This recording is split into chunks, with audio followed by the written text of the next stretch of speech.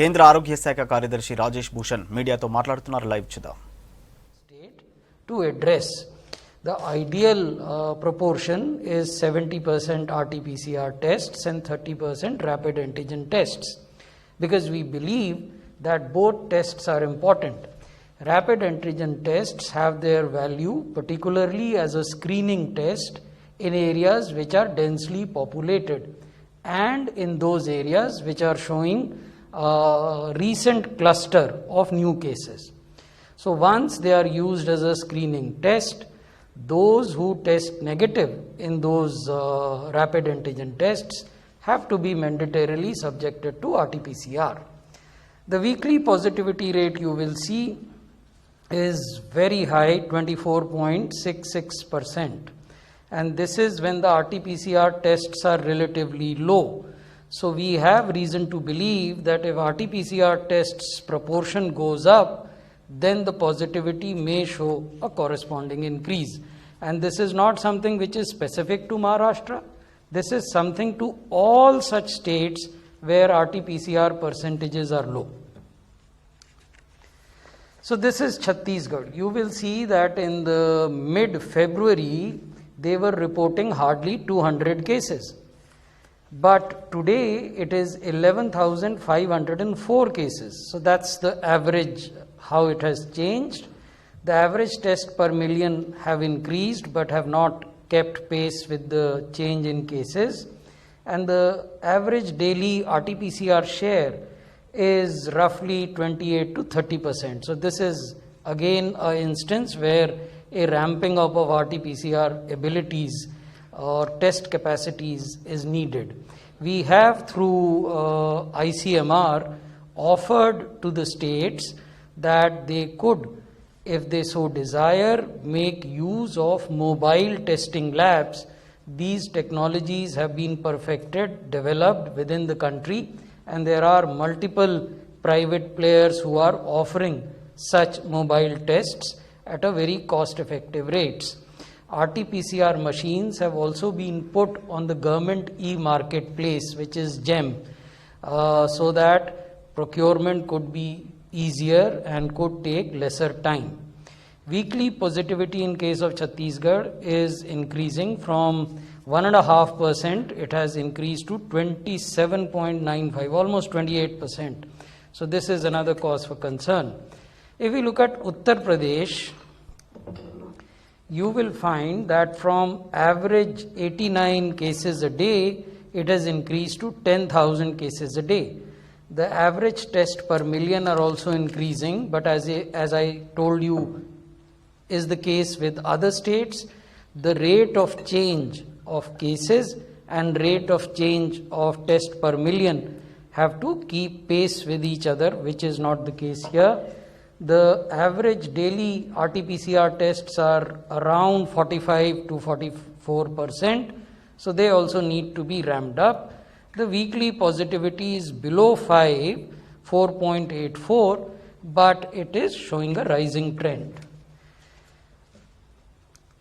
अगर हम पंजाब को देखें तो ये 300 के लगभग केस प्रतिदिन रिपोर्ट होते थे फरवरी के मध्य में. अब ये बढ़कर 3,000 केसेस हो गए हैं प्रतिदिन. एवरेज टेस्ट पर मिलियन, प्रति 10 लाख की आबादी पर आप कितने टेस्ट करते हैं, वो बढ़े जरूर हैं, लेकिन उस अनुपात में नहीं बढ़े हैं जिस अनुपात में प्रतिदिन आने वाले केसेस बढ़ रहे हैं. RT-PCR का जो शेयर है वो जरूर 70% है. वीकली पॉजिटिविटी में एक हल्का डिक्लाइन हम पिछले 2 सप्ताहों में देख रहे हैं, लेकिन डिक्लाइन के बावजूद ये जो पॉजिटिविटी है ये 8% है. आप लोग जानते होंगे कि WHO की जो गाइडलाइंस हैं वो ये कहती हैं कि अगर आप 5% या उससे कम पॉजिटिविटी पर हैं तो चीज़ें नियंत्रित करने में आसानी होती है. अब अगर कर्नाटका की स्थिति को देखें तो यहाँ 404 केस आते थे प्रतिदिन औसतन, अब ये बढ़कर 7,700 हो गए हैं. टेस्ट पर मिलियन बढ़े हैं लेकिन उस अनुपात में नहीं. जो अनुपात RT-PCR टेस्ट्स का है, the share of average RT-PCR tests in total tests, that is quite good. It's 92%. but the weekly positivity rate is increasing and it is at 6.45.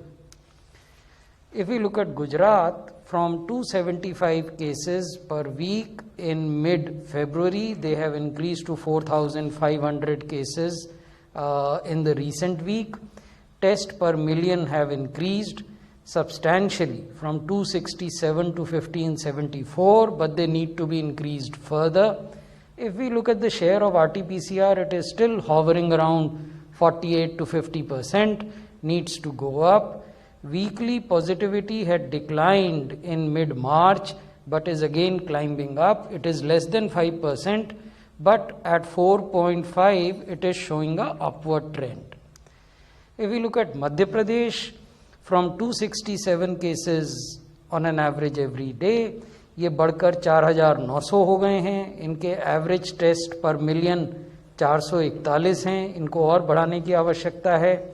RT-PCR share 73% है. ये संतोष की बात है, लेकिन वीकली पॉजिटिविटी रेट लगातार बढ़ रहा है और 13% पर अभी है. तमिलनाडु में भी लगभग वही स्थिति है. 450 केस औसतन प्रतिदिन आते थे फरवरी के मध्य में. अब ये बढ़कर 5,200 हो गए हैं. एवरेज टेस्ट पर मिलियन बढ़े थे, लेकिन इधर फिर पिछले 2 सप्ताहों से वो घट रहे हैं. इनको बढ़ाने की ज़रूरत है. RT-PCR का शेयर 97 से 98% है. ये संतोष की बात है, लेकिन वीकली पॉजिटिविटी रेट बढ़ रहा है और अब बढ़कर लगभग 7% से अधिक हो गया है. दिल्ली को अगर हम देखें तो यहाँ औसतन 134 मामले नए आते थे फरवरी के मध्य में. अब ये बढ़कर 8,104 हो गए हैं. ये औसत वीकली औसत है. अगर आप किसी एक दिन का देखें, जैसे पिछले 24 घंटे का देखें, तो दिल्ली में 11,000 से ज़्यादा केसेस आए. एवरेज टेस्ट पर मिलियन यहाँ बढ़ा है 5,256. इसको कुछ और बढ़ाने की आवश्यकता है. RT-PCR का शेयर भी बढ़ा है, 62% हो गया है. इसे बढ़ाकर 70% किया जा सकता है. वीकली पॉजिटिविटी रेट तो बहुत तेज़ी से बढ़ा है. 4 सप्ताहों में ये 0.5% से बढ़कर अब लगभग 8% हो गया है. हरियाणा में भी केसेस की संख्या बढ़ी है. 2,900 के लगभग केस प्रतिदिन आते हैं. एवरेज टेस्ट पर मिलियन बढ़े हैं, लेकिन और बढ़ाने की ज़रूरत है. 901 टेस्ट प्रति 10 लाख की आबादी में हरियाणा करता है. RT-PCR का शेयर अच्छा है. ये 90 से 91% इनके कुल टेस्ट RT-PCR होते हैं. वीकली पॉजिटिविटी रेट लगातार बढ़ रहा है, 11.5% है. ये चिंता की बात है, इसलिए टेस्ट्स बढ़ाने की आवश्यकता है. केरल में जो डिक्लाइनिंग ट्रेंड हम देख रहे थे 4 सप्ताहों से, वो पिछले 3 सप्ताह में अब फिर से बढ़ने लगा है. केरल में केसेस 1,800 प्रतिदिन हो गए थे 4,000 की ऊंचाई से घटकर, लेकिन अब फिर वो 5,000 के लगभग प्रतिदिन हो रहे हैं. Average test per million per day is declining. This needs to be increased. RT-PCR का शेयर 43% है. इसको भी बढ़ाने की ज़रूरत है. वीकली पॉजिटिविटी रेट भी 2% से नीचे आ गया था, लेकिन अब ये फिर बढ़ा है और 8% से ऊपर चला गया है. तो ये तो कंसर्न के राज्य हैं, लेकिन ऐसा नहीं है कि इनके अलावा बाकी राज्यों में केस नहीं बढ़ रहे हैं.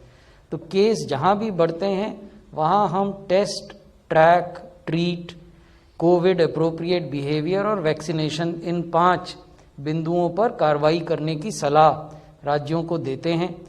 इन 5 में से 4 बिंदुओं पर बहुत प्रभावी कार्रवाई पिछले साल हुई थी सभी राज्यों के द्वारा, और कोविड के नंबर्स पर नियंत्रण पाया गया था.